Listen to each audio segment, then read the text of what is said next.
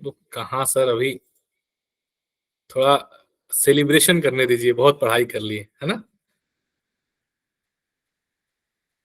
चलिए, तो बहुत बहुत स्वागत है आप सभी लोगों का आज के इस सेशन में। एक विशेष सेशन है आज का। और सबसे पहले निधि जायसवाल जी को ढेर सारी बधाई।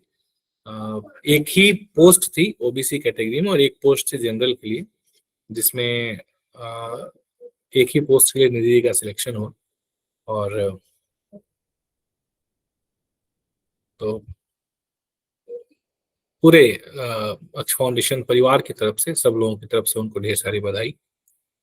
और आज का जो सेशन है वो बहुत विशेष इसलिए है क्योंकि आज के सेशन में आप सब लोगों के चहेते, हमारे हम सब के प्रिय झा सर हैं, जो कि आज का सेशन लेने वाले हैं।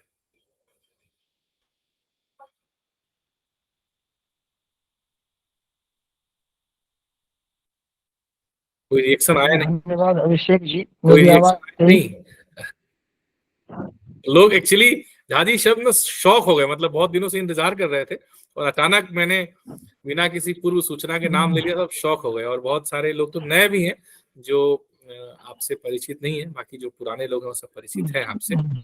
जी नमस्ते सर। अमन जी बोल रहे एग्जैक्टली सर, हम लोग बिल्कुल शौक हो गए, कह रहे झा सर।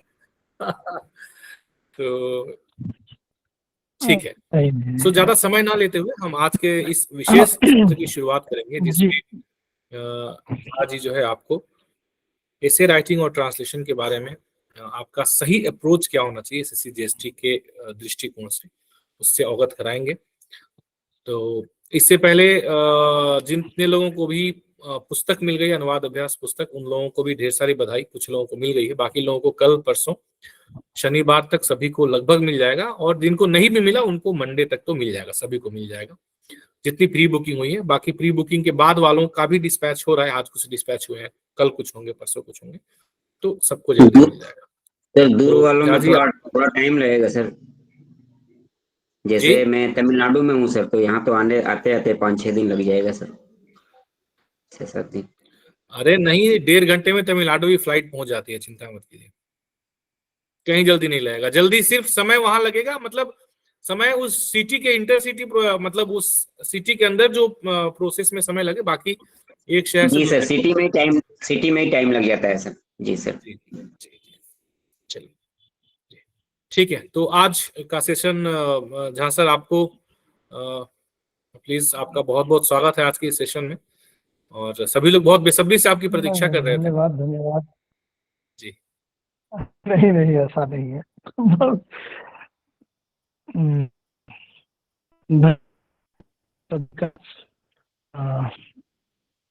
जो विषय मुझे अनुवाद और बारे में जो बताना है, शायद नेटवर्क ठीक नहीं है आपका। जब मेरी आवाज ये एक और भी समस्या है, इसकी वजह से झा सर थोड़ा कम जुड़ पाते हैं कि अभी उनके वर्तमान जहाँ पे हैं वहाँ पे नेटवर्क का इशू है।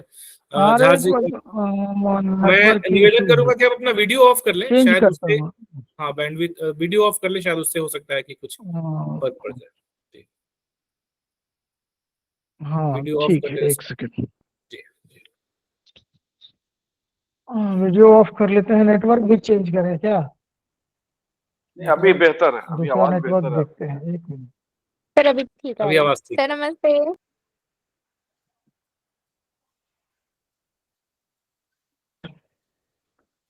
और एक सर भी हैं। अभी आप त्रिमूर्ति के सामने हम 3 आदमी हैं, तीनों सर हैं। तो देखिए, मैं मतलब बहुत सारी चीजें हैं।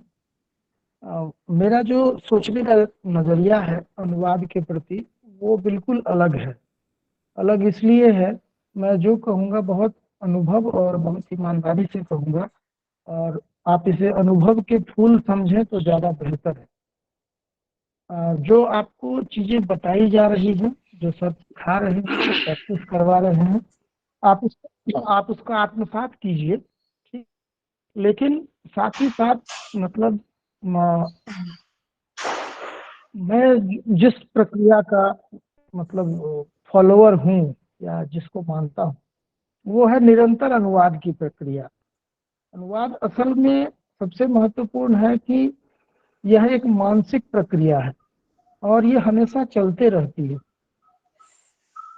ऑडिबल नहीं है, ऑडिबल नहीं है जी। नहीं नहीं ठीक है झा जी, बिल्कुल आपकी आवाज ठीक आ है, रही ठीक है, नहीं आ बिल्कुल रही सही है। है। नहीं नहीं, आ रही आ रही आ रही आ रही। हाँ हाँ ठीक। कि मैं मतलब अभिषेक जी ने मुझे कहा, मैं पहली दफा थोड़ा सा हिचकिचाया क्योंकि मैं मतलब साफ बयानी में भरोसा रखता हूँ। मतलब अनुवाद के क्या टेक्निक हो, उस पर बहुत सारी पुस्तकें हैं, बहुत सारी चीजें हैं और अच्छा है, उसका प्रयास होना चाहिए। लेकिन मैं मानता हूँ कि अनुवाद मूलतः हमेशा चलता रहता है, ठीक है। और जिस भी व्यक्ति को अनुवाद अधिकारी बनना है या अनुवाद के क्षेत्र में आना है, उसको अपनी रोजमर्रा की जिंदगी के साथ अनुवाद को जोड़ लेना चाहिए।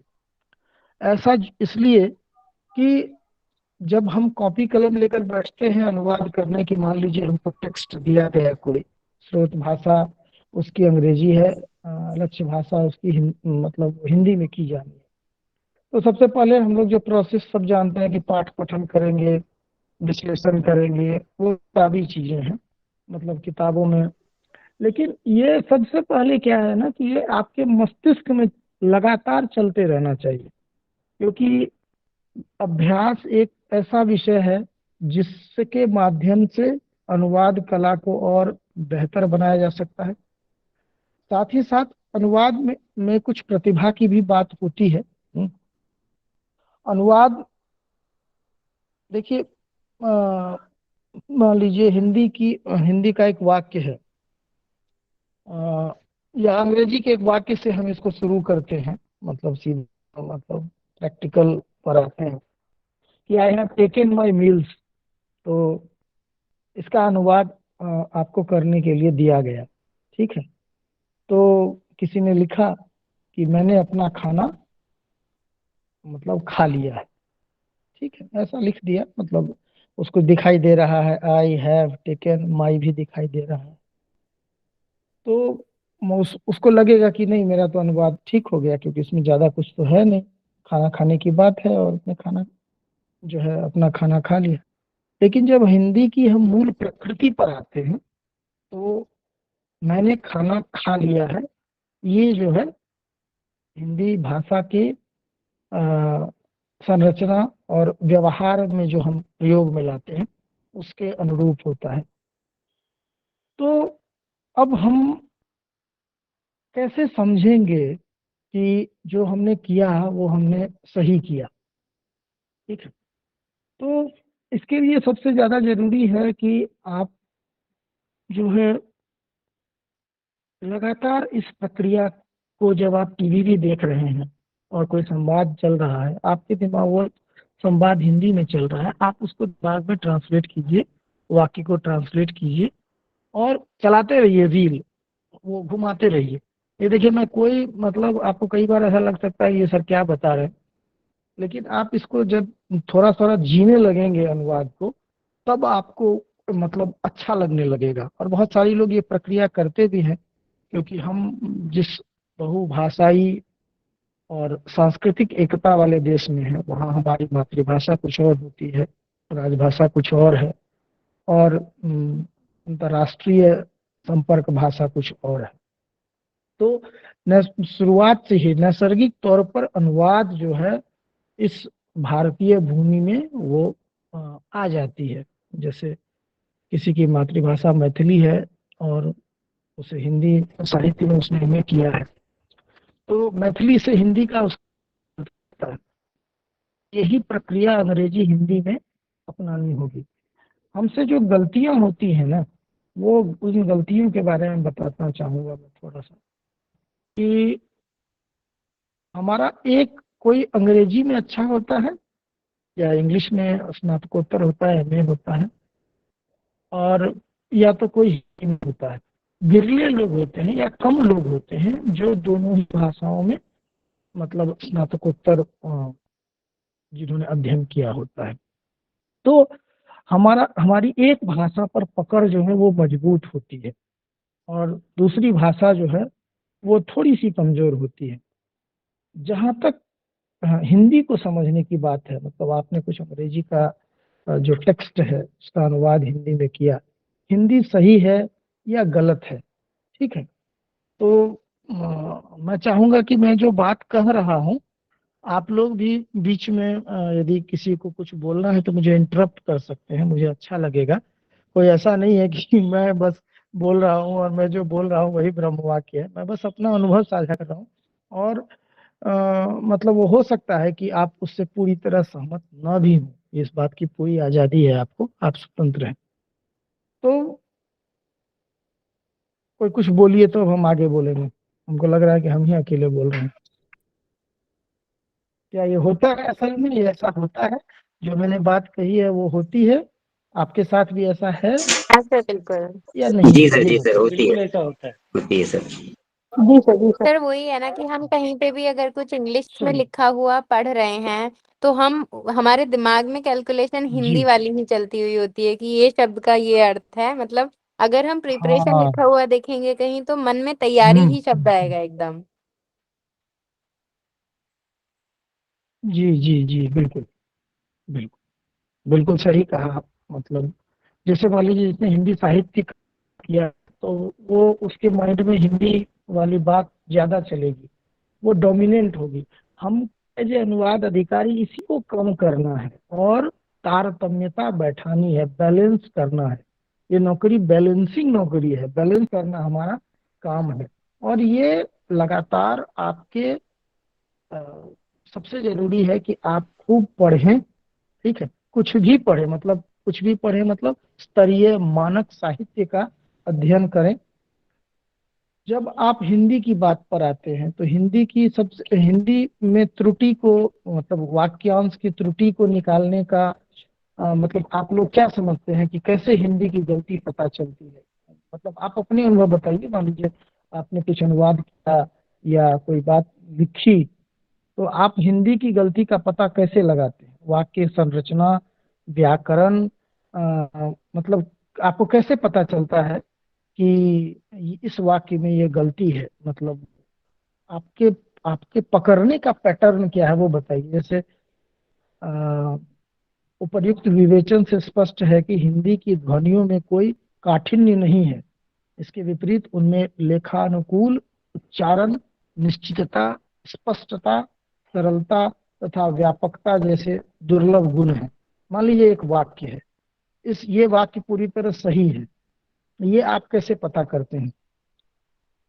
सर कर्ता ये कर्म बताइए। क्रिया का संयोग, जी कर्ता कर्म क्रिया का संयोग करके सर, पहले कर्ता को रखेंगे फिर कर्म को फिर क्रिया को सर। सर सबसे पहले देखिए तो बंधु, सेंटेंस को देखेंगे ही पूरा पढ़ के ही, उसके बाद शाब्दिक को ही देखेंगे कि वर्तनी का तो हम्म। कोई इशू नहीं है। उसके बाद सर हम्म फॉर्मेशन जैसा कि भैया ने बताया कि कर्ता क्रिया कर्म किस तरह से मतलब बैठाए हुए हैं, हम्म जो हिंदी का फॉर्मेशन स्टाइल है उसी में फिट बैठ रहा है या नहीं बैठ रहा है। शब्द उसी तरीके के यूज किए गए हैं जो जिनका यूज किया जाना चाहिए वहां पे या नहीं किया गया है। अच्छा, बिल्कुल। और कोई कुछ बोलेगा? इसके अलावा सर लिंग वचन ठीक। और हाँ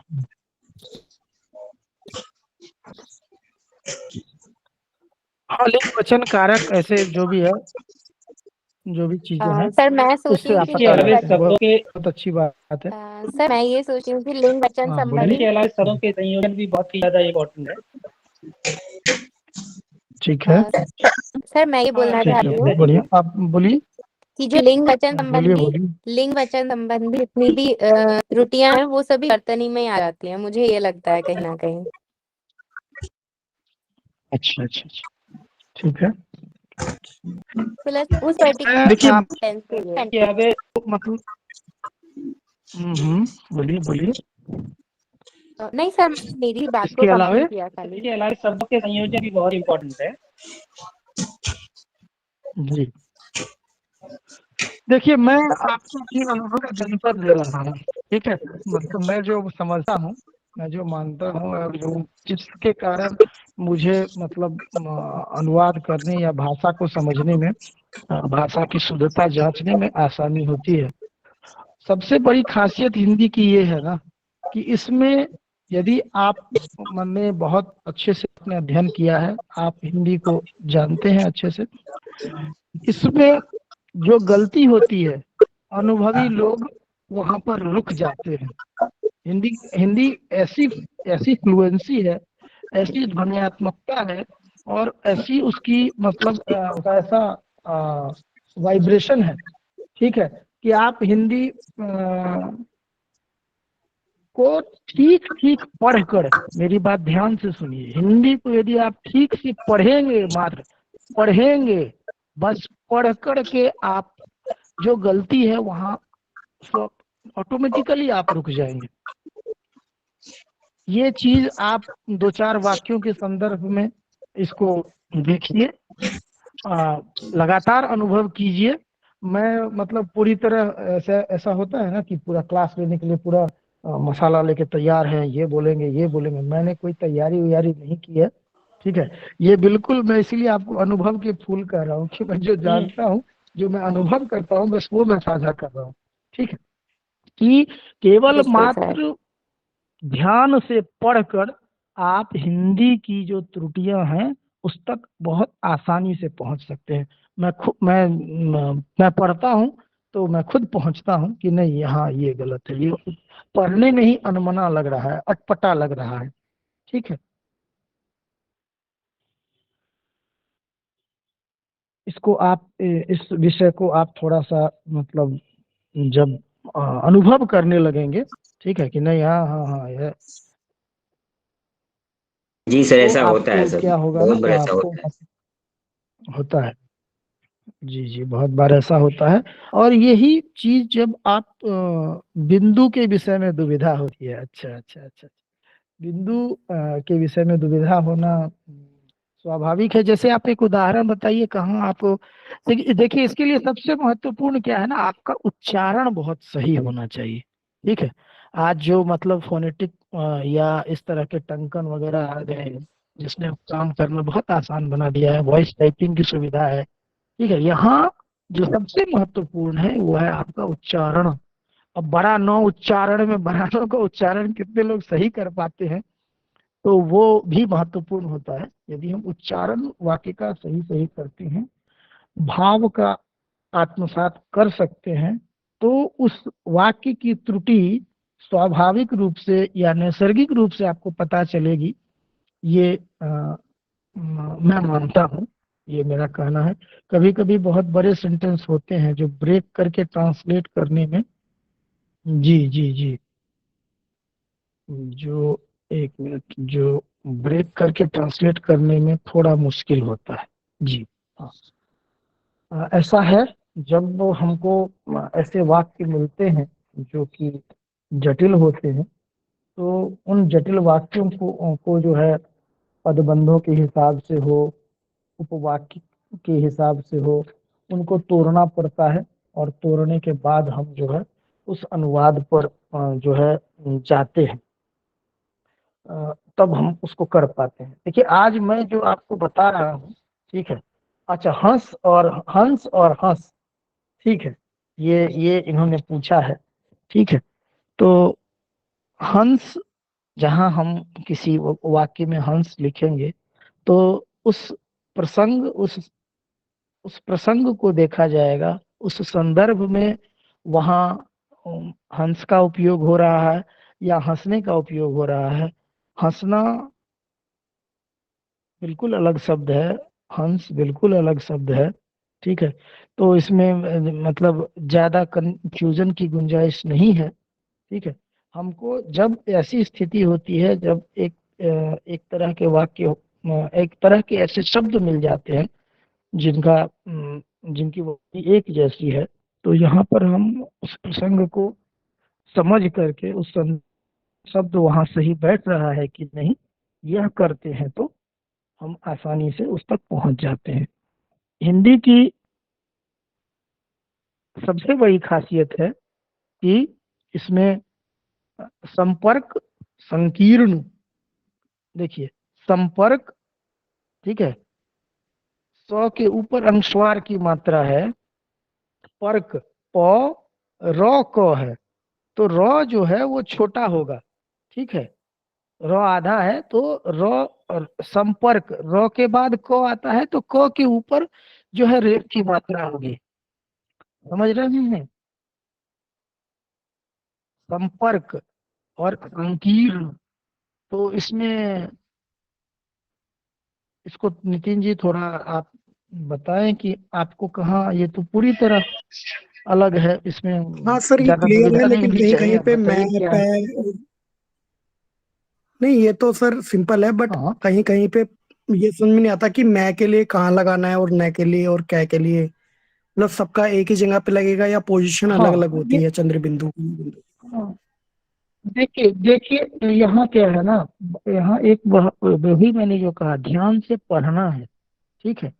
और ध्यान से पढ़ने में सबसे महत्वपूर्ण है कि उच्चारण भी आपका सही होना चाहिए। जैसे कि एक मैं छोटा सा और आपको बताता हूँ, ये जो बिंदु वाली बात,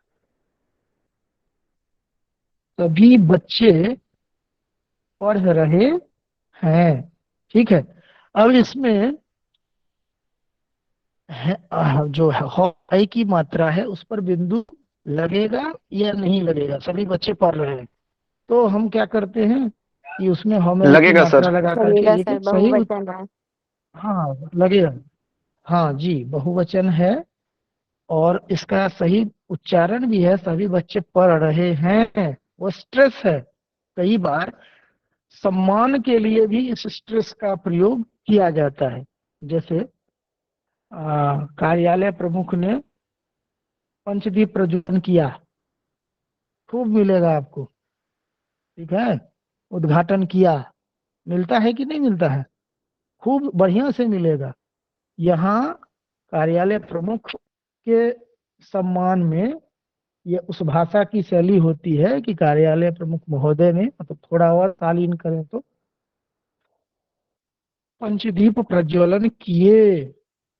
ध्यान दीजिएगा, ये बहुत ही सामान्य भूल है जो विशेषज्ञ करते हैं। समाचार पत्र में तो ऐसे आपको बहुत मिलेंगे। और मैं ये बताऊं आपको कि आप कहेंगे कि सर ये आप कैसे कह रहे हैं, हम ये ऐसे कह रहे हैं कि ये अनुभव जन्य है, जो हम आपको बता रहे हैं पूरी तरह अनुभव से संपृक्त है, वो भरा पड़ा है। आप देखिए समाचार पत्र में भी वो त्रुटियां आपको मिलेंगी बहुत ज्यादा। तो सबसे ज्यादा महत्वपूर्ण है आपका सही सही उच्चारण करना, ठीक है, और ध्यान से उस वाक्य को या वाक्यांश को पढ़ना, ठीक है। इस बात से यदि कोई असहमत हो या उनको लग रहा हो कि सर ऐसा क्या बोल रहे हैं, तो कुछ खास तो नहीं बोल रहे हैं सर, तो नॉर्मली बात बोल रहे हैं, तो आप बोल सकते हैं कि मतलब सर मुझे एक चीज आपके क्या पूछनी है सर, विचार हैं। ये एग्जाम्पल में मुझे समझ में नहीं आया। सर जहाँ सम्मान अच्छा, सूचक शब्दों की बात है, तो हम जैसे पिताजी वाले सेंस में बोल सकते हैं कि पिताजी बाहर गए हैं, हाँ हाँ पिताजी हाँ हाँ, बाहर गए हैं, तो हैं वहां पे आदर सूचक के जी तौर पे हमने वहां पे बिंदी लगाई। लेकिन सर वो जो आपने सेंटेंस बोला जी, था कार्यालय प्रमुख वाला, वो एक बार रिपीट कर दीजिए, उसमें हाँ उतना मतलब मुझे सही नहीं लगा। नहीं नहीं लगा नहीं आपको, सर, नहीं इसी लगा में बिल्कुल। यदि बोले, हम उसका, हाँ सर जी, इसी में यदि हम ऐसा बोले कि पिताजी ने खाना खाया है, तो क्या यहाँ पे पिताजी ने खाना खाए हैं उचित होगा, या खाना खाया है क्या उनके सम्मान नहीं के नहीं, साथ यहाँ एक यहाँ तरह यहाँ से नहीं नहीं नहीं यहाँ नहीं तो नहीं नहीं नहीं नहीं, आएगा। देखिए देखिए, आप जो यहाँ नहीं आएगा, मैं बता रहा हूँ कि आप जी उसको मतलब परमानेंट गाइडलाइंस के रूप में मत लीजिए जो मैं कह रहा हूँ, ठीक है। ये आप इसको एकदम गठरी बांध करके सर बोल दिए हैं आदर सूचक है तो एकदम हमेशा लगते रहेगा, ये नहीं है। ये एक ऐसी त्रुटि है जिस पर सामान्य तौर पर ध्यान नहीं जाता है, और अमूमन बहुत सारी जगहों पर ये त्रुटि आपको इस पर्टिकुलर सेगमेंट में, यानी इस निर्दिष्ट वाक्यांश के लिए, जहाँ कहीं शिलान्यास होता है, उद्घाटन होता है, या प्रज्वलन होता है, या सरस्वती वंदना प्रस्तुत की जाती है, आप निकालिए वो वाक्य और उस वाक्य के संदर्भ में या उस प्रसंग के संदर्भ में मैं ये कह रहा हूँ। इसको आप जो है नियम नहीं बनाइए। ठीक है, मेरी बात समझ रहे हैं मैं क्या कह रहा हूँ? जी हाँ, तो वो चीज है। मतलब पिताजी के लिए भी ये यहाँ पर जो है जो वाक्य है उस वाक्य में आप आते हैं, तो वो ऐसा नहीं करना। ठीक है। और मैं मतलब थोड़ा सा बोलिए, कोई कुछ बोलना है, बोलिए। सर मुझे एक चीज और पूछनी थी सर कि सर जो बिंदी का यूज हुआ है सर, जैसे संकीर्ण और संकीर्ण और संपर्क है, तो कहाँ पर सर म रहेगा, कहाँ पे न रहता है सर उच्चारण में, वो समझ में नहीं आता है सर। क्योंकि सर हम लोग संस्कृत को संस्कृत बोलते हैं, अगर बोल सकते हैं, और संस्कार को संस्कार भी बोल सकते हैं, तो सर कहाँ पे म होगा सर और कहाँ पे न होगा, ये थोड़ा सा बता दीजिए। अच्छा, हाँ, ये एक आपने अच्छा सवाल पूछा है। वैज्ञानिक एवं तकनीकी शब्दावली आयोग जब इस बिंदु के बारे में जो प्रयोग करती है, पिछली बार मैंने आप लोग को किताब के बारे में बताया था, वो जो मानकीकरण वाला साझा किया गया था, याद है, जिसमें 13 या 15 या 82 कैसे लिखा जाता है, याद है किसी को? जहाँ एक ही, मतलब मैं एग्जैक्ट आपको वो मतलब ये नहीं बोल पा रहा हूँ एग्जैक्टली, मतलब एक ही अंग प फ ब भ म, ये जैसे पंचमाक्षर 5 है ना, इसमें तो जब एक और प है ना, संपर्क, हेलो, जी सर। सुन पा रहे हैं। हाँ हाँ, तो एक ही लाइन में जब आता है ना, ठीक है, तो ये मैंने निकाल लिया है, एक सेकंड, तो एकदम पूरा हम असली जो बात है वही बताते हैं। मानकीकरण किया गया है इसके लिए।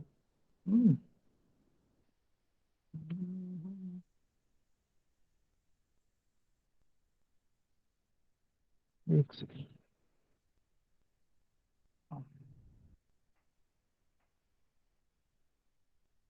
देखिए, मैं अनुस्वार और के बारे में जो बातें इसमें कही गई है उसके बारे में मैं आपको यहाँ मैं सीधे पढ़ देता हूँ।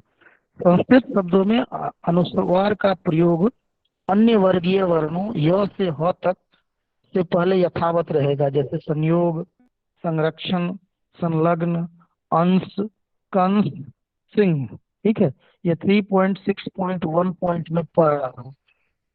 3.6.12 है, ये 17वां पेज है। इसमें लिखा है कि संयुक्त व्यंजन में जहाँ पंचम वर्ण के बाद सवर्गीय शेष 4 वर्णों में से कोई वर्ण हो तो एक रूपता के लिए अनुस्वार का ही प्रयोग करना चाहिए, जैसे पंकज, गंगा, चंचल, मंजूषा, कंठ, संत, संध्या, मंदिर, संपा, संबंध आदि। समझे नहीं समझे?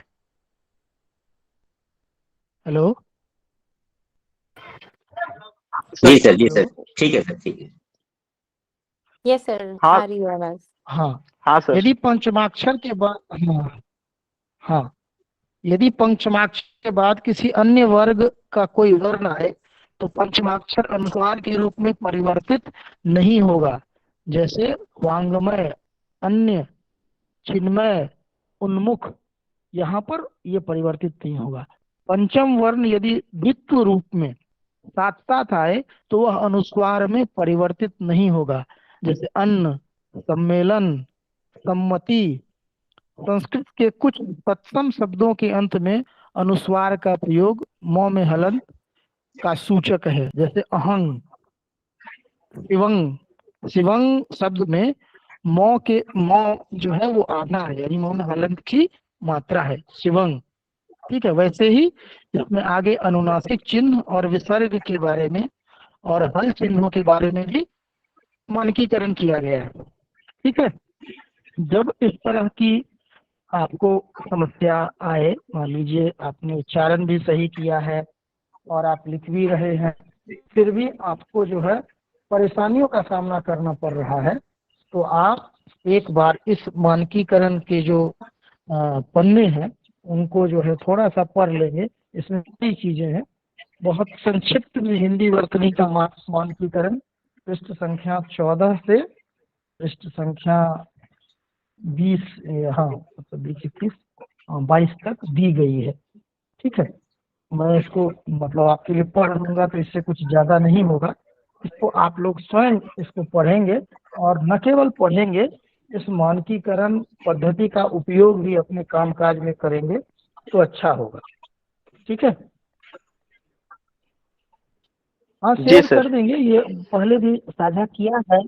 हाँ पहले भी साझा किया है अभिषेक जी ने, और दोबारा आप लोगों को साझा कर देंगे। ये देवनागरी लिपि तथा हिंदी वर्तनी का मानकीकरण है। तो ये जो है ना, जहाँ आप मतलब जो कुछ जगह जहाँ पर हम फंसते हैं, जहाँ पर कमी रहती है, गलती रहती है, वहाँ हमको ये बाहर निकाल देता है। देखिए मैं अनुवाद के सर- कुछ जो व्यावहारिक सर- चीजें हैं जो, हाँ बोलिए। सर मैं बोलिए, इस पे थोड़ा सा प्रकाश डालना कहिए चाहूंगा, कहिए। अगर आपकी अनुमति हो तो। अवश्य अवश्य, देखिए जरूर मैं जरूर, स्वागत है। मैं अभ्यर्थियों को मैं ये बताना चाहूंगा आप सबको कि सर जो अभी आप लोगों को बताने का प्रयास कर रहे हैं, सर जो बता रहे हैं, मतलब सरल शब्दों में अगर मैं बोलूं तो पंचम अक्षर का कंसेप्ट है इसमें। फॉर एग्जाम्पल कि अभी सर ने एक वर्ड यूज किया पंच, तो पंच में जो प और च के बीच में ऊपर जो बिंदी होती है उसको आप लोग न पढ़ें। अगर उसको तो बोला जाए कि इसको आधा शब्द जो ऊपर है जो बिंदी है उसको आधा लिखने के लिए, जैसे कंस लिखना है तो क आधा न स लिख देंगे आप, संतोष लिखना है तो स आधा न तो स लिख देंगे। लेकिन वहां पे अगर जब पंच लिखना होगा तो आप अगर प आधा न च लिखेंगे तो वो गलत हो जाएगा। क्यों गलत हो जाएगा कि च वर्ग का पंचम अक्षर कौन सा है, पांचवा वर्ण क्या है, यस। या। तो यहाँ पे या। जो बिंदी है वह किसको रिप्रेजेंट कर रहा है, बिंदी या को रिप्रेजेंट कर रहा है। तो जब अगर उसको पूरे वर्ड लिखना पड़ेगा तो प लिखेंगे, फिर य लिखेंगे, य में हलंत लिखेंगे, फिर च लिखेंगे, तब उसको पंच पढ़ेंगे। वैसे भी लिख सकते हैं और बिंदी भी लिख सकते हैं। लेकिन मानकीकरण के बाद जब अपना सीएसडी के अंतर्गत, केंद्रीय हिंदी निदेशालय के अंतर्गत एक संस्था है जी, सीएसटीटी, राइट, हाँ, सीएसडी के अंतर्गत एक संस्था है सीएसटीटी। तो सीएसटीटी ने जो मानकीकरण किया, तो मानकीकरण करने के पश्चात ये क्लियर कर लिया कि हमें अगर पंच लिखना है तो प य आधा य में हलंत और च ऐसे न लिख करके हम क्या लिखेंगे, पंच लिखेंगे, प च लिख देंगे, ऊपर बिंदी लिख देंगे। तो पंचम पांचवा वर्ण, उसी समूह के उसी वर्ग के पांचवा वर्ण को हम बिंदी के रूप में ऊपर लिख देंगे। यह संपर्क, अभी आप बोल रहे थे कि संपर्क एक संबंध शब्द है जो कि बहुत अच्छा उदाहरण है। इसमें दो बिंदी आता है, पहला बिंदी है उसको हम म पढ़ते हैं, दूसरा बिंदी है उसको न पढ़ते हैं। क्यों? क्योंकि संबंध ब जो है किस वर्ग का है, प वर्ग का वर्ण है, और प वर्ग में सबसे पांचवा वर्ण क्या है, म है। इसलिए उसको जी ऐश्वर्या जी, आप सही जो लिख रही हैं उसी की बात कर रहा था। अभी जो मैं बात कर रहा हूँ संबंध का, तो संबंध इस उदाहरण से आप लोग अच्छा से समझ पाएंगे कि संबंध में ब जो है प वर्ग का वर्ण है और प वर्ग का पांचवा वर्ण क्या है, म है। इसलिए संबंध मतलब म का जो ऊपर पहला बिंदी है उसको म का साउंड आता है और हम उसको आधा म हम पढ़ेंगे। अच्छा, और इसके बाद संबंध, उसके बाद दूसरा बिंदी है ब के बाद ध के पहले, तो ध जो है वो किस वर्ग का वर्ण है, वर्ण, और त वर्ण जी, त वर्ण का सबसे पांचवा वर्ण जो है वो क्या है, न है। तो संबंध में पहला बिंदी है उसका उच्चारण म हो रहा है और दूसरा उच्चारण जो है न होता है। तो इस प्रकार यह कंसेप्ट है। इसी पर अच्छा, इसको जो हमारा है उसको हम इससे वंचित रखे हैं, मतलब इससे उसको दूर रखे, इस नियम से उसका कोई संबंध नहीं है, उस पे ये नियम नहीं लागू होगा। जैसे कि अंश है जो तालाब श है, वो जो है आपका यह वर्ड का है, यह समूह का है, तो यह रलव, तो उसमें है न भी हो सकता है, म भी हो सकता है, जो कि अनुनासिक के आधार पर होता है, उसका उच्चारण के आधार पर होता है।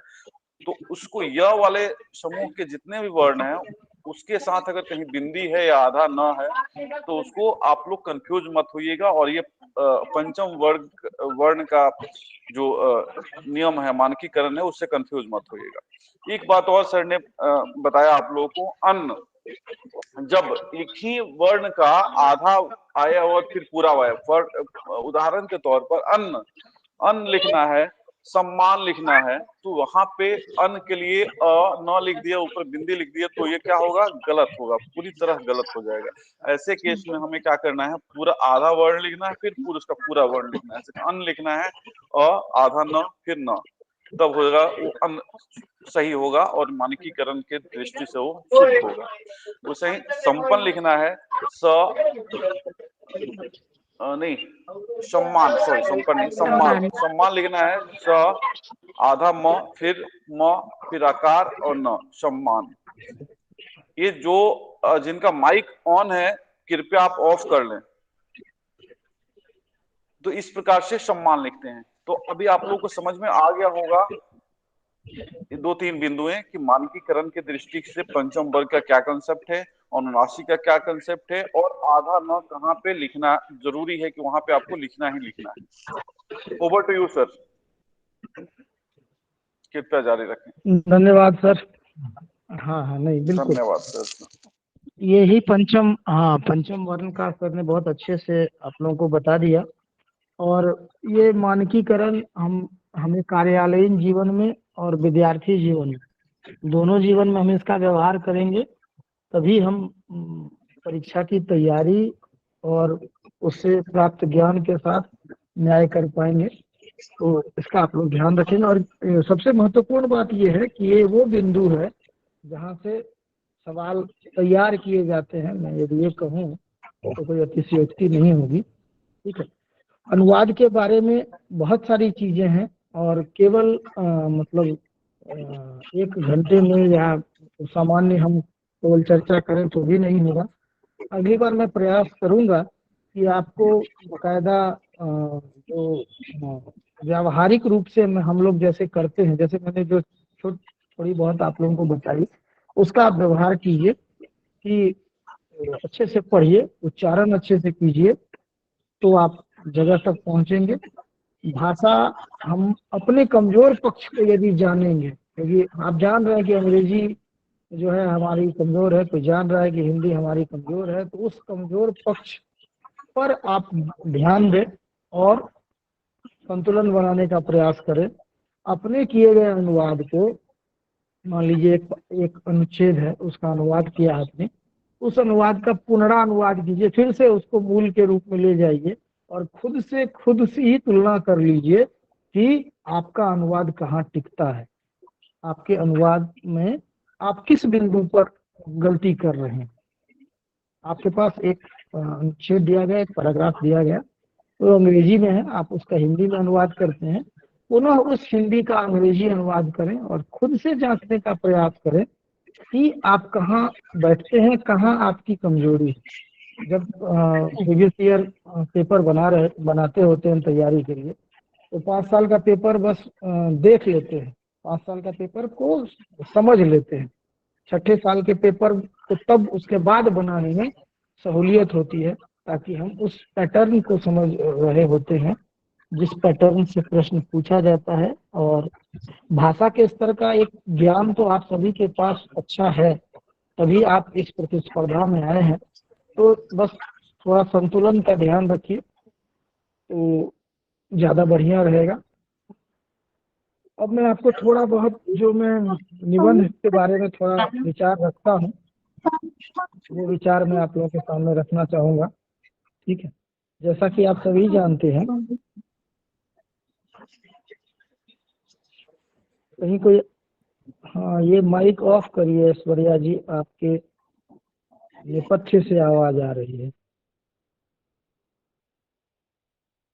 ठीक है, धन्यवाद। तो निबंध हम सभी जानते हैं कि निबंध जो है एक ऐसा विषय है जो हमेशा हमारे जीवन में मतलब जिसकी आवश्यकता रहती है। कार्यालय में आपकी इस परीक्षा में चयन होने के बाद जब आप अपने कार्यालयों की गृह पत्रिका की जिम्मेदारी आपको मिलेगी, तब आपको पुनः इस निबंध वाले हिस्से की याद आएगी। और मुझे लगता है कि निबंध वाला हिस्सा इसलिए भी रखा जाता है कि हम नेपथ्य क्या है, नेपथ्य का प्रयोग रंगमंच के पीछे के भाग के लिए एक शब्द है नेपथ्य। आप देखेंगे नाटकों में इस शब्द का व्यवहार किया, बैकग्राउंड। हाँ, बैकग्राउंड जी, रंगमंच के पीछे के भाग को नेपथ्य कहते हैं। ठीक है, तो हम ये कहना चाह रहे थे कि निबंध की ये जो आवश्यकता है ये इसलिए भी आती है कि आपकी जो सृजनात्मकता है, आपकी जो मौलिकता है, वह निकल कर सामने आए और आगे चलकर कार्यालयीन जीवन में कार्यालय की गृह पत्रिका या अन्य कार्यकलापों के लिए, जैसे मान लीजिए प्रेस विज्ञप्ति ही तैयार करनी है, तो यदि आपकी भाषा पर पकड़, आप अनुवाद अच्छा करते हैं और आपके अंदर मौलिकता और सृजनात्मकता भी है और भाषा की भी पकड़ है, तो आप एक अच्छे और सफल अनुवाद अधिकारी बन पाएंगे। इसमें कोई दो राय नहीं है। निबंध में सबसे पहले जो मैं समझता हूँ कि आपको जो भी निबंध दिया जा रहा है वो किस विषय का है, ये बहुत ही ज़्यादा महत्वपूर्ण होता है। हमने प्रायः लोगों ने मनोवैज्ञानिक निबंध रामचंद्र शुक्ल के भी पढ़े, वो जो है सामान्य से विषय, मतलब जो हम जानते हैं उसी विषय पर कैसे विशिष्ट तरीके से उसको प्रस्तुत किया जा सकता है उसका उदाहरण देखते हैं। लोग घृणा कविता क्या है आदि निबंधों में। फिर उसी निबंध में हम आगे आते हैं और देखते हैं हजारी प्रसाद द्विवेदी जी ललित निबंध की शैली में बनाते हैं, कैसे वो आराम से नाखून क्यों बढ़ते हैं वो लिखते हैं और एक छोटा सा विषय और उसको पूरे संसार से, अशोक के फूल हो या शिरीष के फूल हों, उसको पूरी संसार से जोड़ते हैं और उसका महत्व समझाते हैं। हमें जो निबंध दिया जा रहा है उसमें सबसे पहले ये है कि आप स्केच तैयार करें। होता क्या है कि यदि निबंध लिखना शुरू किए तो हम बहुत बार हम गलती करते हैं, खुद से वो हमें बाद में पता चलती है कि हमने इस बात को ऊपर लिखते तो ज़्यादा अच्छा होता। तो प्रस्तावना मौलिक होनी चाहिए। प्रस्तावना में आपको यह बताना होता है कि आप इस विषय के बारे में आपकी क्या सोच है और इस विषय का आप कैसे विस्तार करने जा रहे हैं। आपके पास प्रस्तावना में इस बात की आपको छूट होती है। जब भी आपको कोई विषय दिया जाता है तो जैसे नाटक का प्लॉट तैयार करते हैं, वैसे स्केच आपको तैयार करना होता है कि भारतवर्ष की उन्नति कैसे हो सकती है। ये मान लीजिए एक विषय है, आज़ादी के बाद भारत की प्रगति एक विषय आपको दिया कि भाई इसका पर निबंध तैयार करना है। और ऐसे में आपका स्केच बनाना बहुत ज़रूरी तब हो जाता है जब शब्दों की सीमा हो। शब्दों की जब सीमा कम होती है तो आपके एक एक शब्द जो है अनएडिटेबल होने चाहिए, मतलब उसको यदि बीच से हटा दे तो पूरा वाक्य ही अधूरा हो जाए और उसका मर्म ही निकल जाए उससे। तो आपके विचार इतने सधे हुए होने चाहिए, ये मेरा मानना है। ये आप खुद से भी देख सकते हैं कि मान लीजिए किसी विषय पर आप एक 5 पंक्तियां लिखिए, जैसे भूमंडलीकरण बहुत सामान्य सा विषय है। भूमंडलीकरण पर आप 5 वाक्य लिखिए और उस 5 वाक्य जो पहला विचार आपके मन में आता है वो 5 वाक्य लिखिए। उसके बाद उसको किनारे साइड में रख दीजिए। फिर बाद में उसका स्वयं अगले बार, मतलब यदि सुबह में कर रहे हैं तो दोपहर में बैठिए, उसी वक्त मूल्यांकन नहीं होगा। फिर दोपहर में देखिए कि उसमें से कुछ शब्द जो है उसमें जो अनावश्यक हो गए हैं, जो उस बात को, जैसे जिसको कहते हैं ना घींचना तीर रहे हैं, कॉपी भर रहे हैं, तो वो हो गया है। तो उसको एडिट करना सीखिए। आप लोगों ने 12th फेल देखी ही होगी। बच्चा अपना मेंस के रिजल्ट के बाद परेशान हो जाता है यस सर। कि अरे कैसे होगा कैसे होगा। हाँ, तो वहाँ वही बताते हैं कि भाई 9 मिनट की समय है तुम्हारे पास, इसमें से तुमको मतलब 40 सेकंड है तुम्हारे पास सोचने के लिए। और बिल्कुल सही है, इसीलिए आंसर राइटिंग प्रैक्टिस या जो मॉक टेस्ट है वो यही है। इसका आपका आपके ज्ञान के साथ साक्षात्कार कराना ही उद्देश्य है। तो जब हम किसी विषय पर केंद्रित होकर सोचते हैं तो हमको एक श्रृंखला खुद से तैयार करनी होती है, खुद से बनाना पड़ता है एक स्केच कि हम भारतवर्ष की उन्नति के बारे में यदि लिखेंगे तो सबसे पहले क्या लिखेंगे, कि सीधे पहले सकल घरेलू उत्पाद से ही शुरू करेंगे या आज भारत की जीडीपी जो है ये हो रही है ये हो रही है, या हम कहाँ से शुरू करेंगे, या हम कम से कम में यदि इसको लिखने के लिए हमको दिया जाएगा तो हम क्या रास्ता अपनाएंगे। तो वही प्रेसिस राइटिंग वाला रास्ता, संक्षेपण जिसको कहते हैं। तो कंसाइज होना चाहिए, टू द पॉइंट होना चाहिए। वाक्य में कोई भी एक भी छोटा से छोटा शब्द भी अनावश्यक मतलब अनावश्यक कहना ठीक नहीं होगा। मतलब उसकी जो विचार है उस विचार में उस शब्द को निकालने से वो जैसे कहते हैं ना कि कविता में विचार उसी तरह घुले घुले होने चाहिए जैसे फूल के रंग में सुगंधियां घुली मिली होती है।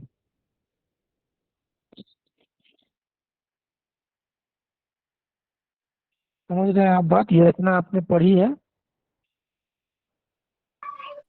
Yes sir.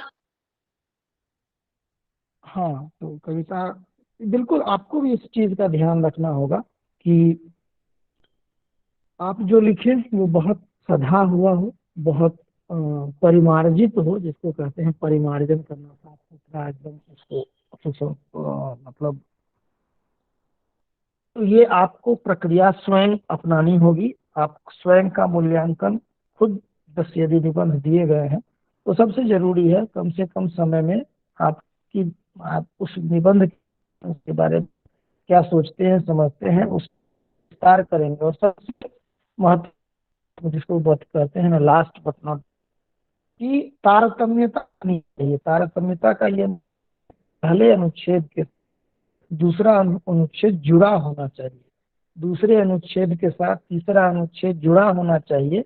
और ये तारतम्यता बाद में लेखनी में आप तभी लाते हैं जब आपने पहले से सोच लिया है कि आपको पहले बिंदु पर क्या लिखना है, दूसरे बिंदु पर क्या लिखना है, तीसरे बिंदु पर क्या लिखना है और चौथे बिंदु पर क्या लिखना है। ये आपका यदि पहले से प्लॉट तैयार है, पहले से सोचा हुआ है, तभी होगा। ऐसे सीधे यदि आप बहुत विषय के जानकार होंगे लेकिन आप सीधे यदि मैदान जंग में कूद जाएंगे कि नहीं ऐसे शुरू करते हैं, तो यदि पहले से चीजें व्यवस्थित आपके मस्तिष्क में नहीं है, आपने रफ में भी कम से कम 4 पंक्तियां या 4 बिंदु 5 बिंदु नहीं लिखे हैं, इस बात की पूरी संभावना है कि निबंध कला या निबंध अच्छी लेखन शैली होने के बावजूद आपका निबंध उतना अच्छा नहीं हो और औसत या औसत से कम ज्ञान रखने वाला भी इस व्यवस्था का ध्यान रखकर आपसे आगे निकल जाए। बाद बाकी जो वर्तनी और ये जो चीजें हैं व्याकरण की जो चीजें हैं वो सब तो आप सब जानते हैं कि वो समस्याएं नहीं होनी चाहिए। तो मतलब ये मेरे विचार हैं निबंध पर। यदि और किसी को कुछ बोलना है या कुछ ऐसा उसको लगता है कि साझा करना है, देखिए मैं सीधा बता दूं मैं कोई शिक्षक नहीं हूँ और मेरे पास इतना ज्ञान नहीं है कि मैं मतलब ये कहूँ कि मैं पढ़ा रहा हूँ, मैं जानता हूँ। मैं बस एक अच्छा विद्यार्थी हूँ और मैं आप लोगों से बस अपना अनुभव साझा करने के लिए आया हूँ। और मैं अभिषेक जी का धन्यवाद देता हूँ कि उन्होंने मुझे अवसर दिया। आप लोग निबंध के बारे में जो अपने विचार हैं संक्षिप्त में रखें या जो आपकी समस्या यदि कोई है तो उसके बारे में बात कर सकते हैं। स्वागत है सर। इससे पहले कि कोई कुछ प्रश्न पूछे, मैं एक चीज मैं बताना चाहूंगा सभी को कि सर के पास जो अनुभव है वो अपने आप में मतलब अतुलनीय है। सर के पास भंडार है। सर भले ज्यादा हो गया यार। वो एक नहीं कहा नहीं जाता है ना कि ऐसा कुछ नहीं है। नहीं नहीं नहीं नहीं सर, सुनिए, कहने दीजिए मुझे सर प्लीज। जो अगर मेरे शब्दों में अगर सच्चाई नहीं हो तो फिर आप बताइएगा। सर के पास जो अनुभव है ना, आप सुनते हैं ना कि जब पेड़ पे फल लगता है तो पेड़ झुक जाता है। तो सर का जो ये विनम्र स्वभाव है और जिस तरीके से आप लोगों के सामने बहुत सारी बातें रखते हैं कम शब्दों में और बहुत सारी जानकारी देते हैं, वो अपने आप में मतलब अतुलनीय है। तो आप लोग अच्छा शिक्षक, कई बार हमने कहा कि शिक्षक यहाँ पे कोई नहीं है, हम एक मेंटर हैं, आपके एक आग्रज हैं। बड़े भाई के रूप में हम चाहते हैं कि हमारे भाई और छोटी बहनें जो हैं हमारे इस अपने जो एक शब्द होता है एस्पिरेंट्स, और एस्पिरेंट्स के लिए हिंदी, आप सभी एस्पिरेंट्स हैं और उसके लिए हिंदी में बहुत सारे शब्द होते हैं। एक शब्द मुझे बहुत अच्छा लगता है, पदाभिलाषी, एक पद की चाह रखने वाले। तो आप सभी पदाभिलाषी हैं और हम चाहते हैं कि जल्द से जल्द आप उस पद को प्राप्त करें। और इस दिशा में हम जितना जी निधि जी को विशेष बधाई। और आज मैं रिजल्ट देख रहा था, ग्रुप में किसी ने सेंड किया था, तो मतलब देख के ना दिल गदगद हो जाता है कि हाँ भाई किसी एक हमारे पदाभिलाषी को एक पद की प्राप्ति हुई। तो इससे मतलब एक मेंटर के रूप में, एक बड़े भाई के रूप में हमें बहुत खुशी मिलती है और हम चाहते हैं कि इस मन से आप सभी लोग अपने पद को प्राप्त करें, अपने लक्ष्य की तरफ आप अग्रसर रहें। बस प्रयास आप लोग करते रहिए और जहां भी कहीं भी जरूरत है हम मदद के लिए, हम आपके मार्गदर्शन के लिए तैयार हैं, जितना हो सकता है हमारे पास जितनी जानकारी है। अच्छा, एक चीज और मैं बोलूंगा कि जिन लोगों को पुस्तक मिल गया है, अपना पुस्तक मिल गई है, पुस्तक जिनको मिल गई है, कृपया आप लोग उसको आप एक बार देखें, पढ़ें। और आपको अगर लगता है कि इसमें कुछ और सुधार की गुंजाइश है, उसको अलग तरीके से किया जा सकता है, उसमें ईमेल आईडी लिखा हुआ है और व्हाट्सएप नंबर लिखा हुआ है। आप लोग जरूर सलाह दें, अपना सुझाव प्रकट करें, आपके सुझाव को हम स्वागत करते हैं। और इस सेशन से संबंधित किसी भी प्रकार का प्रश्न है तो आप लोग जरूर सर से पूछें और सर को हम धन्यवाद सब सर के लिए, मतलब हमारे लिए बहुत छोटा पड़ जाएगा, लेकिन फिर भी हम तहे दिल से सर को धन्यवाद देते हैं आज के इस सेशन के लिए। प्रश्न पूछिए आप। मेरा एक जी जी सर, पूछिए आप। बंटी जी आपने जी सर जो है हाथ है।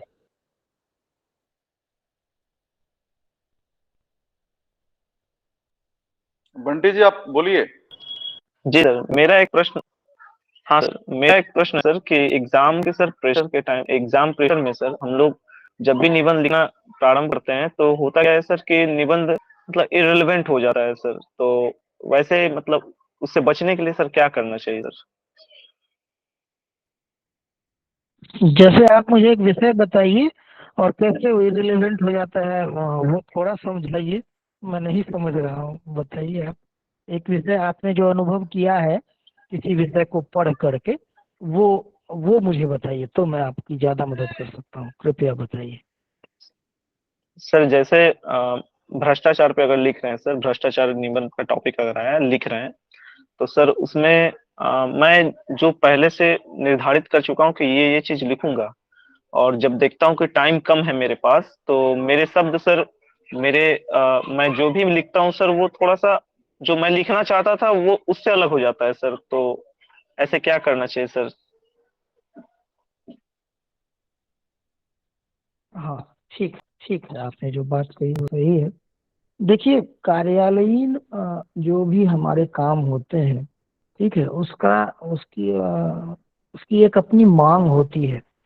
निबंध है, मान लीजिए निबंध क्यों लिखने के लिए कहा जा रहा है ये मैं बता दूं आपको। जैसे आपकी नौकरी होती है, आपका चयन होता है, आप जब बस केवल विचाराधीन आवृत्तियों से खेलेंगे, विचाराधीन आवृत्ति सुनने में आपको अभी ये लग रहा है कि क्या कर रहे हैं सर, पेपर अंडर कंसिडरेशन बोलते हैं, यूसी उसको कहते हैं, कि जो भी पत्र आता है उस पर हम अगली कार्रवाई करते हैं, वो चाहे राजभाषा विभाग से आए या मुख्यालय से आए। तो हम उसमें करते क्या है कि सबसे पहले लिखते हैं कि भाई विचाराधीन आवृत्ति सो एंड सो यहाँ से प्राप्त हुई है, ठीक है, इसे कृपया देखें, इसके अंतर्गत जो विषय है जो महत्वपूर्ण विषय है वो ये है, इस संबंध में नियम ये है और इस विषय पर यह सुझाव दिया जाता है।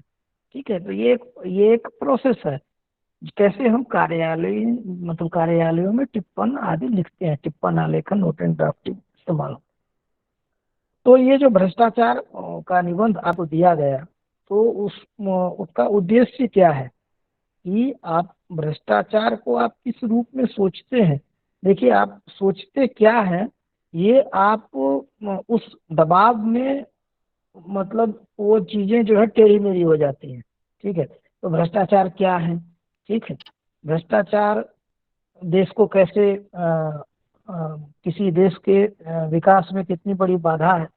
हाँ, भ्रष्टाचार को रोकने के लिए क्या उपाय होने चाहिए। ठीक है, और भ्रष्टाचार को रोकने के लिए हमारे पास क्या तंत्र है। ठीक है, उपसंहार में आप जो है जो देश ग्लोबल इंडेक्स में भ्रष्टाचार मुक्त देश हैं, उनके बारे में आप यदि जानते हैं, उनके नाम आपको पता है, तो उस बात को भी आप लिख सकते हैं। ठीक है, तो बात कुछ ऐसी है कि ये व्यवस्था आपको सेट करनी है और ये व्यवस्था आएगी आपके बार बार प्रयास से। आप उच्च स्तर के निबंध को पढ़िए। ठीक है, पढ़ना और समझना, उसके बाद उसको आत्मसात करना, 3 अलग चीजें हैं। ठीक है, 5 कविता पढ़ के 6ठी कविता नहीं लिखी जा सकती है, या 5 कहानी पढ़ के 6ठी कहानी नहीं लिखी जा सकती है। तो ये सतत अभ्यास की चीज है। और दबाव में आप यह याद रखिएगा कि दबाव में हम अपना सर्वोत्कृष्ट देते हैं। आप कभी मत सोचिए कि हम दबाव में हैं तो हमारा बिखर गया, खराब हो गया, ये डिजाइन था भाई, ऐसा होना चाहिए था। ऐसा नहीं है, हमारा दबाव में हमारा बेहतर होता है। इस मनोभाव से आप तैयारी करें और सामान्य तौर पर भी आप लिखें। ठीक है, अपने विचारों को, जैसे कि कहा गया है कि कोई डायरी लेखन है या कुछ कहानी, लघु कथा ही आजकल बहुत चल रही है। तो ये सब कुछ आपकी विचार और आपकी सृजनात्मकता को देखने के लिए वो निबंध कोश वहाँ रखा गया है। तो आप जब तक अच्छा सोचेंगे नहीं, जब तक आप अच्छा पढ़ेंगे नहीं, जब तक आप अच्छे को आत्मसात करेंगे नहीं, तब तक आप अच्छा लिखेंगे नहीं। मतलब मैं पूरी तरह आपको संतुष्ट नहीं कर पाया हूँ अपने जवाब से, लेकिन मैं कुछ तो जरूर आपको संतुष्ट कर पाया हूँ, ऐसी मेरी आशा है।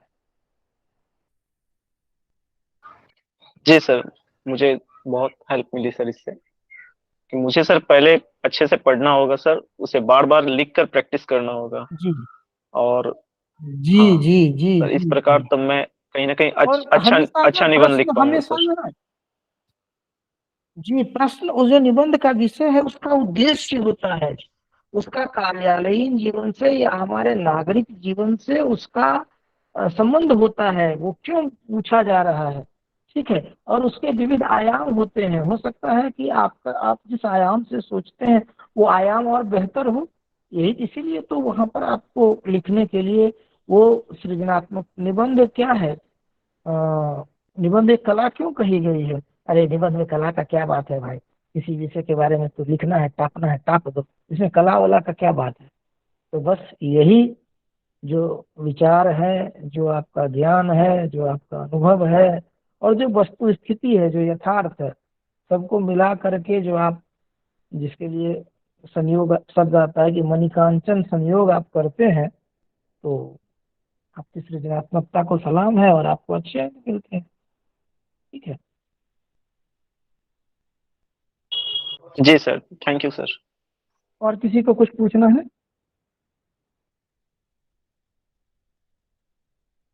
सर मेरा एक प्रश्न था सर।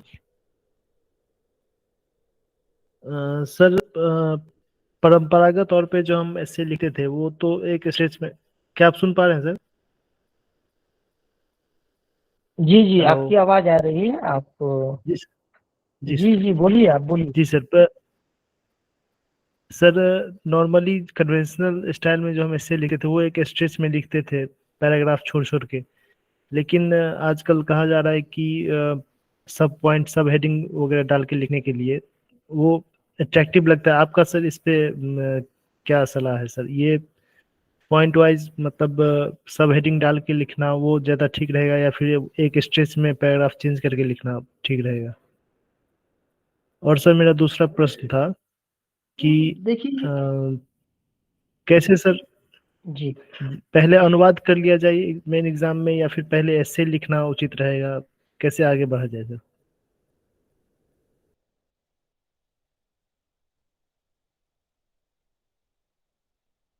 देखिए आप अपने शिक्षक, आप अपने सबसे बड़े शिक्षक आप स्वयं हैं।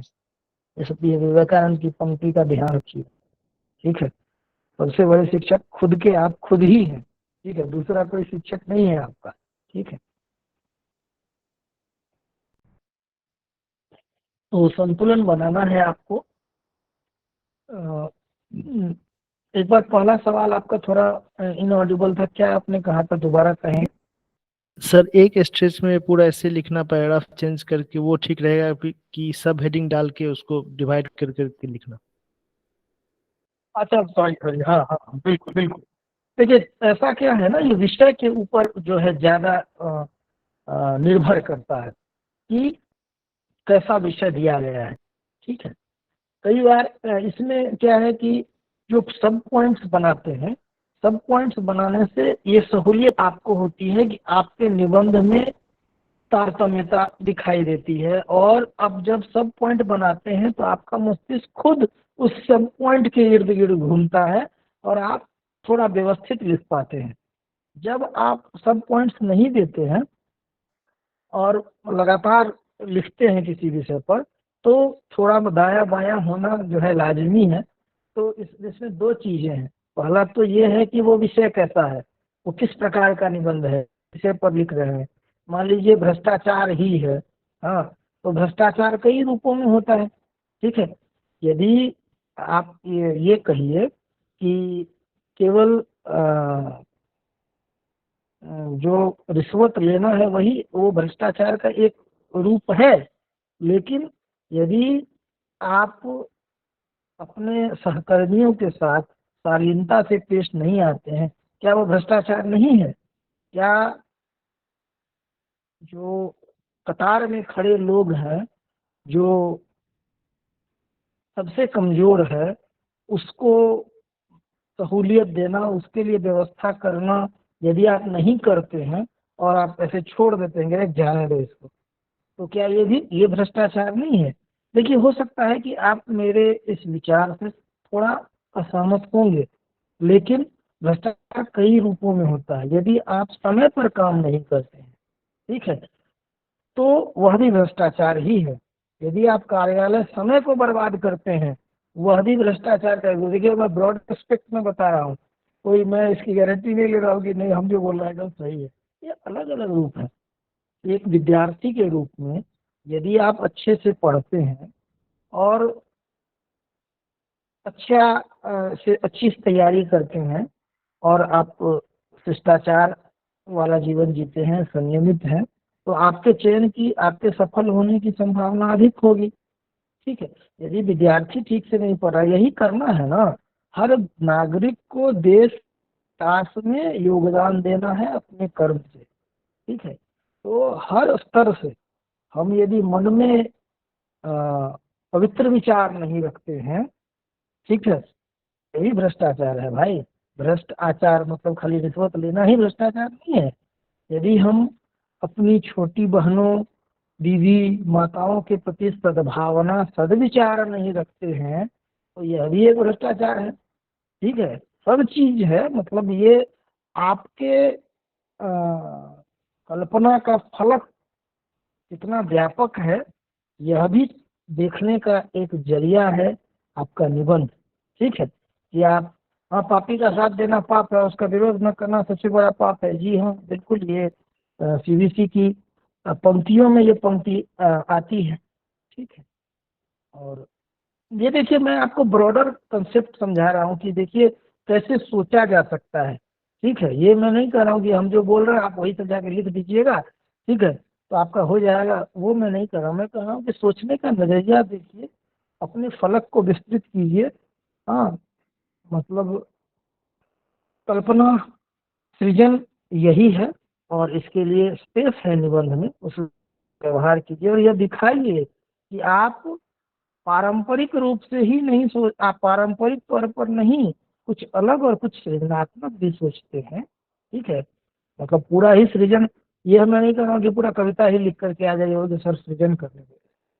आप मेरी बात समझ रहे हैं शायद मैं क्या कह रहा हूँ? जी सर।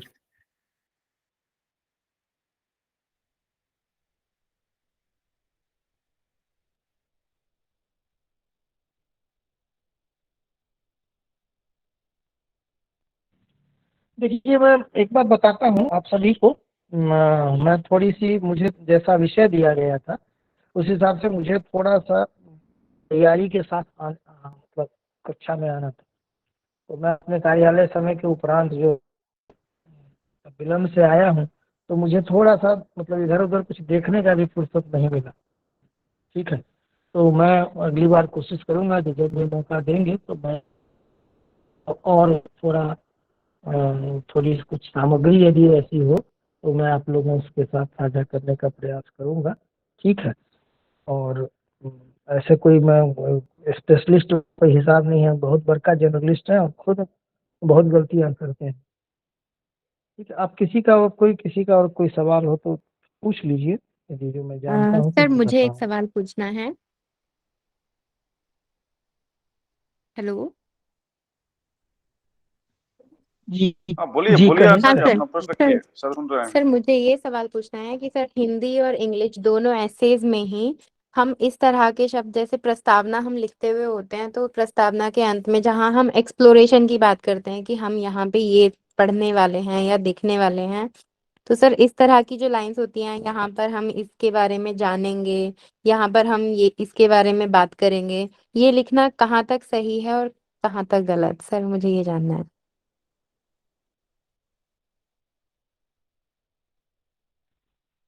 प्रश्न को आप बिल्कुल यथार्थपरक बनाइए, एक शीर्षक बताइए और अ, बताइए तो ज्यादा मतलब सर जैसे भी ठीक है। भ्रष्टाचार की बात जी चल रही थी तो मैं भ्रष्टाचार वाले पे ही बोलती हूँ। जैसे कि हम पहले हमने प्रस्तावना में जो भी भ्रष्टाचार के बारे में हमारी सोच है वो सब लिखा।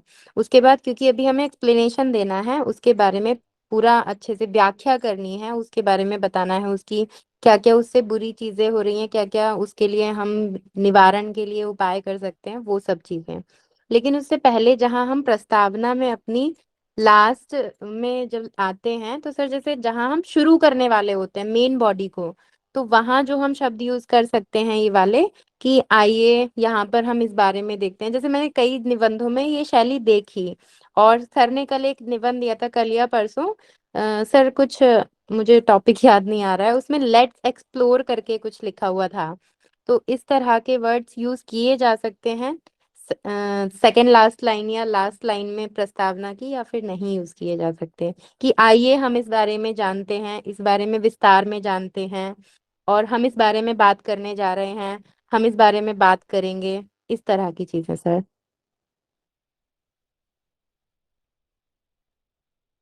ठीक। देखिए, मैं अपनी समझ से बता रहा हूँ। हमारी जो शैली है, हम निबंध लिखते हैं और फिर अपना निबंध को एक्सप्लेन करने के लिए हम परीक्षक के पास नहीं जाते हैं। मैंने जो शब्द लिखे हैं, जो वाक्य हैं, उसी से हमारा मूल्यांकन होता है। ठीक है, तो ये इंडिविजुअल को लगता है कि ये इस तरह लिखा जाए तो अच्छा होगा, तो वो लिख सकते हैं, ये उनकी व्यक्तिगत स्वतंत्रता है। लेकिन जो मानक शैली है, वो मानक शैली हमें ऐसा लिखने की छूट नहीं देती है। ये मेरे विचार। जो मानक निबंध की शैली है, ठीक है, हमें इस तरह की छूट नहीं। आइए हम देखते हैं, आइए हम इस पर चर्चा करते हैं।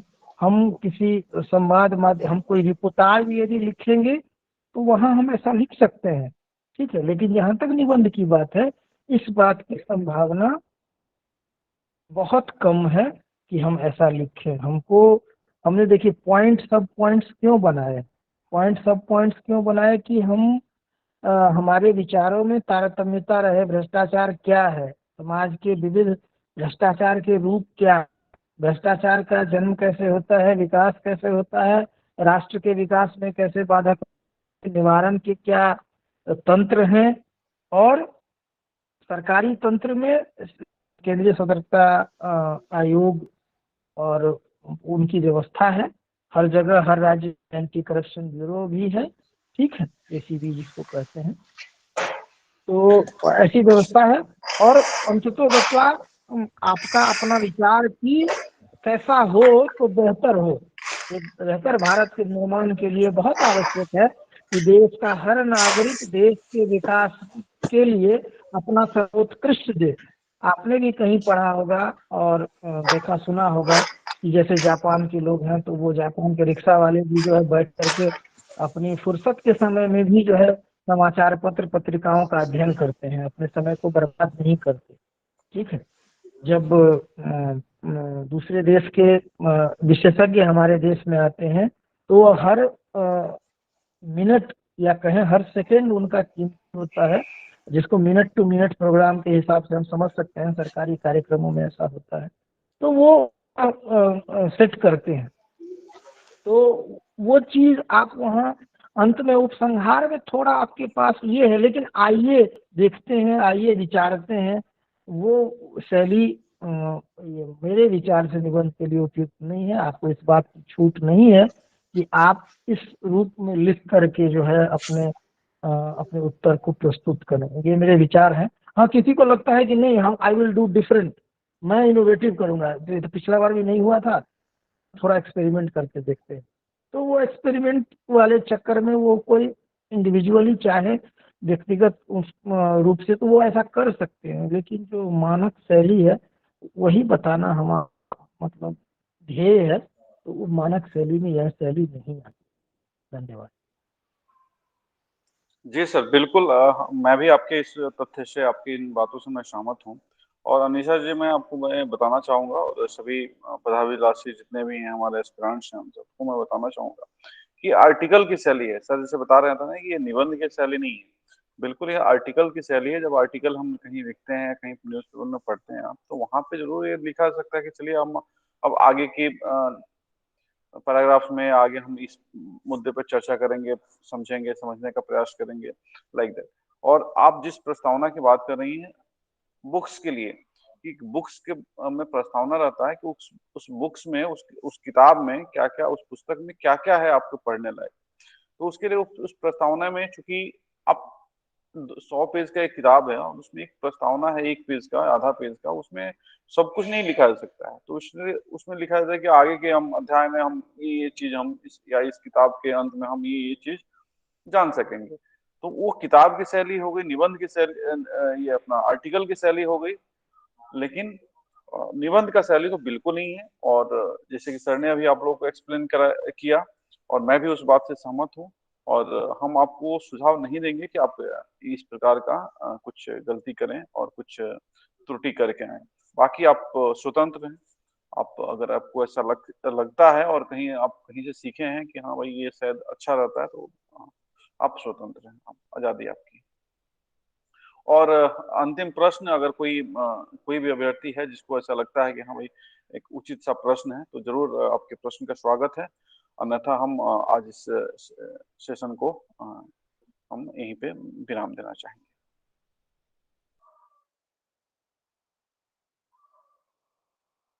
किसी का प्रश्न है जरूर पूछें। ओके सर, अगर किसी का प्रश्न नहीं है और आपको कुछ कहना है तो सर कहिए, और फिर इस सेशन को हम आज यहीं पे विराम देंगे। जी बिल्कुल, मुझे बस यही कहना है कि मैं जो थोड़ा बहुत जान रहा हूँ वो मैंने साझा किया। अगली बार मैं थोड़ा प्रयास व्यवस्थित करूंगा कि अनुवाद के कुछ बारीक पक्ष या अनुवाद के जो अंतर्राष्ट्रीय कुछ सिद्धांत हैं, ठीक है, अनुवाद एक बहुत बड़ा ये है, तो उस अंतर्राष्ट्रीय सिद्धांत में के बारे में या उन चीज़ों के बारे में कुछ ऐसा जो नया इनोवेटिव कुछ मुझे दिखेगा, या हमारे व्यवहार में ही जो हम और त्रुटियां करते हैं, जैसे कि मेरे पास सामग्री मतलब ऐसी है कि मैंने पढ़ी है सामग्री, ठीक है, लेकिन उसको ऐसे हम नहीं रख सकते हम ध्यान से, तो वो मैं करूंगा प्रयास कि अगली बार आपको कुछ लिखित में भी दिया जाए और साथ ही साथ फिर मौखिक बातचीत भी हो, ठीक है, अभ्यास आधारित कुछ ऐसा हो। आप सभी का सर ध्यान से सुनने के लिए सर बोलिए जी। हाँ जी सर, मैं बोल रहा था कि सर जिन तथ्यों की बात कर रहे हैं आप, उसमें हमने प्रयास किया है। अभी जो अनुवाद अभ्यास पुस्तक इन लोगों के लिए जो तैयार किया गया है, उस पुस्तक में अनुवाद के सिद्धांत के बारे में चर्चा की गई है। थोड़ी कुछ मतलब जो संदर्भ में है, इस अनुवाद के संदर्भ में जो व्यवहारिक रूप से जिन जिन पक्षों जिन जिन तथ्यों पर ध्यान देना है, और जो भी महत्वपूर्ण जो विशेष हमारे विशेषज्ञों के दृष्टिकोण रहे हैं, चाहे वो डॉक्टर भोलानाथ तिवारी जी हों या हमारे विदेशी जो लेखक हैं या साहित्यकार हैं, उनके विचार हैं, उन सब विचारों को हमने समाहित करने का प्रयास जरूर किया है। और मेरा जहां तक मानना है, जैसे कि शुरू में ही आपने बताया था कि अनुवाद क्या है कि व्यवहार का, प्रैक्टिस का, और बार बार उसको दोहराने का चीज है, ना कि उसको थियरी के बेसिस पे और एक रट्टा मारने का काम है। तो थियरी जितना आपने बताया, मेरे ख्याल से अगर इसको हम आत्मसात करें, हमारे सभी अभ्यर्थी अब इस चीज को दिमाग में रखें, अपने जब भी अनुवाद कर रहे हैं उन महत्वपूर्ण बातों को ध्यान में रखते हुए अगर अपना अनुवाद का काम करें, तो मेरे ख्याल से इतना काफी होगा। और आप ये जो समय निकालें, जितनी जानकारी दी, उसके लिए हम आभार प्रकट करते हैं। और सभी अभ्यर्थी जिन्होंने ध्यान लगा करके इस चीज को सुना, उनसे मेरा निवेदन है कि आप लोग जरूर इसको आत्मसात कीजिए, इसको प्रयोग में लाए। आज का सेशन थियोरी वाला है, और थियोरी का सेशन हमेशा थोड़ा सा नीरस रहता है, थोड़ा सा मतलब उतना इंटरेस्टिंग नहीं रहता है, लेकिन फिर भी सर ने जैसे आप लोग को के साथ इसको इंटरेक्टिव बना करके और एक इंटरेस्टिंग सेशन रखने का प्रयास किया, और काफी हद तक मुझे लगता है, सर भले बोल रहे हैं कि अपने 100% नहीं दे पाए, लेकिन मुझे ऐसा लगता है कि वो काफी फ्रूटफुल रहेगा आज का सेशन आप लोगों के लिए। इसको जरूर आत्मसात करें, और इसी के साथ सर की अनुमति हो तो आज की इस सेशन को हम यहीं पे विराम देते हैं। बिल्कुल बिल्कुल। ओके सभी का बहुत बहुत धन्यवाद, बहुत बहुत धन्यवाद। शुभ रात्रि। शुभ रात्रि, शुभ रात्रि सभी को। Thank you sir. धन्यवाद धन्यवाद। Good night.